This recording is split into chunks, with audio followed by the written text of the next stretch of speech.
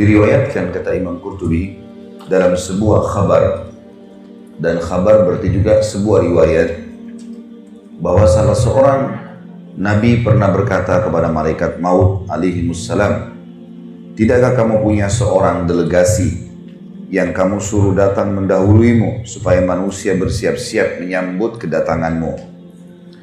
"Benar demi Allah," jawab malaikat maut, "aku bahkan punya banyak sekali delegasi berupa macam-macam gangguan dan penyakit, uban yang ada di kepala, berbagai hal yang menyedihkan, dan berkurangnya pendengaran juga penglihatan.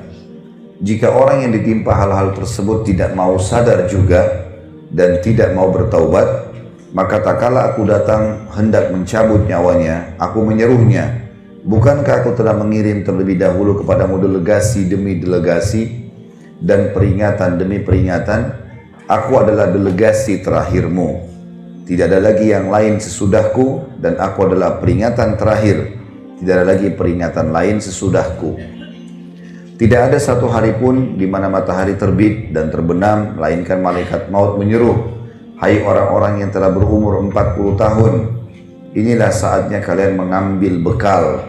Selagi kalian masih berakal, anggota-anggota tubuh kalian masih kuat perkasa. Hai orang-orang yang telah berumur 50 tahun, telah dekat saatnya memetik dan panen. Hai orang-orang yang telah berumur 60 tahun, kalian telah melupakan hukuman Allah dan melalaikan jawaban atas firman Allah subhanahu wa ta'ala yang telah disebutkan di dalam surah Fatir ayat 37. A'udzu billahi minasyaitonir rajim. Awalam nu'ammirkum ma yatadzakkaru fihi man tadzakkara wa ja'akumun nadhir. Bukankah kami telah memanjangkan umurmu dan dalam masa yang cukup untuk berfikir bagi orang-orang yang mau berfikir, dan bukankah telah datang kepadamu an-nadhir atau pemberi peringatan?" Sampai sini dulu. Khusus lembaran ini kita harus mengambil pelajaran penting Bapak Ibu sekalian, dan sekaligus menepis beberapa persepsi negatif tentang masalah mati. Misal, orang menganggap nanti sudah keriputan, sudah tua sekali, udah bungkuk badannya, baru dia mati. Ini persepsi salah. Karena banyak yang masih bayi mati, remaja mati. Persepsi yang lain, orang menganggap dia akan mati kalau masuk rumah sakit, sakit parah, di ICU. Maka ini juga persepsi yang salah. Karena ukuran rumah sakit dibandingkan dengan jalan raya, mana yang lebih banyak manusianya? Di jalan raya. Ruangan ICU ada berapa di rumah sakit? 1 atau 2. Mana manusia miliaran? Berarti persepsi orang yang menganggap bahwasanya sakit dulu baru mati itu keliru. Karena sedikit sekali orang masuk rumah sakit. Gak banyak. Gitu kan? Lebih banyak orang yang lewat lulalang depan rumah sakit. Kalau ada persepsi yang lain juga mengatakan mungkin kalau tabrakan tiba-tiba, ya, atau terjadi pembunuhan, perampokan baru mati, ya juga keliru. Banyak orang yang tabrakan dan juga ya, dirampok tidak mati, tapi banyak orang yang justru tidak dirampok meninggal dunia. Dan ambillah dari semua persepsi yang syaitan bisikan di kuping kita untuk lalai, maka tepis semuanya. Dengan sangat yakin kalau mati bisa datang setiap saat. Mau sehat, mau sakit, mau kuat, mau lemah, mau kaya, mau miskin, laki-laki, perempuan. Jangan lalai terus. Kita perlu tahu dan garis bawahi satu hal Bapak Ibu sekalian. Kalau umur yang telah berlalu, umumnya lebih panjang daripada umur yang tersisa. Karena umur yang telah berlalu, itu yang sudah pasti kita laluin. Misal umur kita 40 tahun. Itulah umur kita yang sebenarnya yang sekarang. Yang sudah kita laluin, sudah kita nikmati, sudah kita lakukan berapa banyak aktivitas. Umur ke depan, kita nggak tahu. Sehari kah, 2 hari kah, seminggu kah, kita nggak tahu. Tapi umumnya kata ulama, umur yang berlalu pasti lebih panjang daripada umur yang akan datang. Karena umur akan datang masih tanda tanya. Nggak tahu berapa lama. Tanamkan baik-baik itu di benak kita Bapak Ibu sekalian supaya kita sadar. Banyak orang yang terus lalai, seakan-akan dia masih lebih panjang. Kalau sekarang 40 tahun berarti kalau saya hidup lagi 40 tahun ke depan, saya masih berumur 80 tahun. Kalau enggak, kalau meninggal tiba-tiba, banyak orang loh, kulitnya mulus, badannya sehat, apalah dengan bahasa-bahasa manusia, seksi lah, cantik lah, gagah lah, tampan lah, apalah segala macam, hilang cuma jadi kenangan. Begitu mati cuma dikenang, oh ibu itu dulu cantik, dulu, selesai.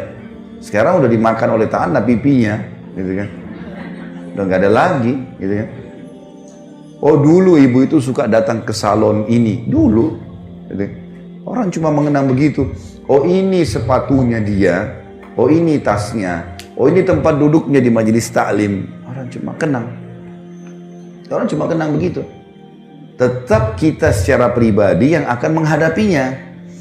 Maka jangan lalai terus ini. Seorang mukmin dan mukminah harus cerdas.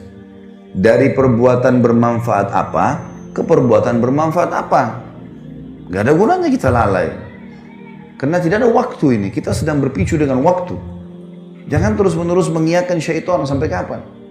Gampang, nanti gak usah amalan sunnah. Kan cuman sunnah. Begitu terus. Godanya sama. Berapa tahun Bapak Ibu digoda begitu sama syaitan? Dan berapa kali kita mengiyakan? Syaitan berharap buku amal kita kosong. Supaya nggak ada amalan. Dan dia jeli setiap hari itu. Usahakan hari ini mana yang bisa bolong nih. Harus dibolongin sama dia. Dan kita tidak bisa perbaiki. Sekali dia berhasil bolongkan. Ini misalnya tadi malam nggak tahajud. Biar kita nangis darah. Nggak bisa lagi perbaiki. Sekali nggak duha nih, pagi ini masih ada waktu, habis taklim sebentar sholat duha. Sekali nggak duha, maka target syaitan supaya buku hari ini, di tanggal ini, di buku lembaran kesekian, dia kosong duhanya. Dan nyesel-nyesel nanti hari kiamat. Coba seandainya dulu, dari ruangan taklim cuma nyebrang ke musola, di masjid sebelah. Nggak ada susahnya. Saya berapa kali masuk ke situ sholat duha, 1-2 orang ibu ada yang masuk di musola. Yang lainnya mana? Husnudzon, mungkin sudah sholat duha di rumahnya. Alhamdulillah. Alhamdulillah. Baiklah. Masya Allah. Karena duha itu yang paling baik pada saat unta merasa panas. Kurang lebih jam 8. Kurang lebih. Kalau taklim kita jam 8 setengah 9, berarti sudah sholat duha semua. Masya Allah. Syukurlah. Ya urusan Bapak Ibu sama Allah. Saya cuma tugasnya mengingatkan. Artinya kalau ada orang yang sudah jalankan, alhamdulillah. Bersyukurlah. Tapi kalau yang belum, sampai kapan mau belum nih?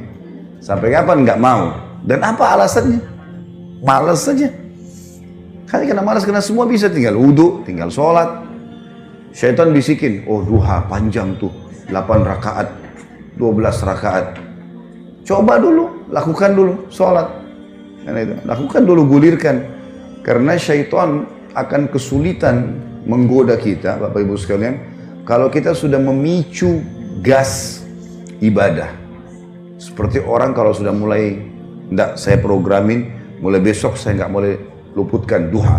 Atau mulai hari ini, saya nggak boleh luputkan sholat malam. Saya nggak boleh luputkan selembar Al-Quran setiap hari. Misal, zikir pagi sore, komitmen kan, itu kita seperti sedang lari, sudah mulai dari garis start. Musuh kita untuk mengalahkan kita, dia harus lebih cepat daripada kita. Syaitan paling gampang kalau orang belum start, nggak mulai gitu. Al-Quran tahu keutamanya, tapi nggak pernah baca. Duha tahu, tapi nggak pernah sholat. Sedekah tahu, tapi nggak pernah diamalin. Maka orang seperti mau lomba lari, dia belum memulai. Maka oleh rivalnya diketawain aja dia.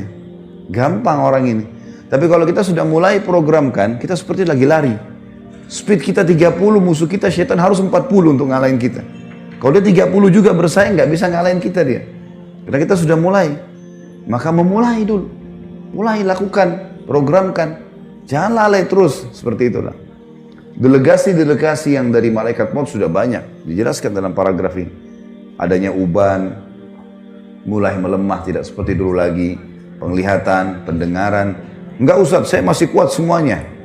Baiklah, kalau gitu tunggu panggilan yang terakhir nanti. Kalau tetap merasa begitu.